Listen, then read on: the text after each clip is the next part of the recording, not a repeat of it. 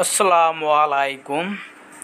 মার্শাল্লাহ, আমাদের এই একতলা বাড়ির ছাদের শাটারিং কাজ চলিতেছে। আমরা ব্রিক ওয়াল দিয়ে একতলা বাড়ির ছাদ ঢালাই করব।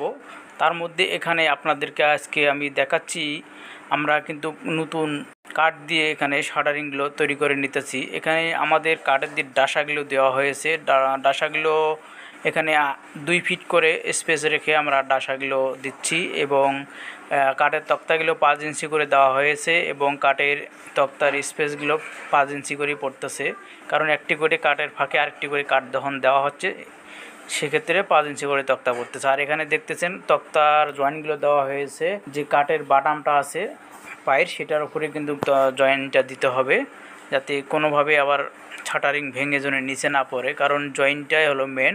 আর সেই জয়েন্টটা কিন্তু কাঠের এই ডাসার মধ্যে দিতে হবে।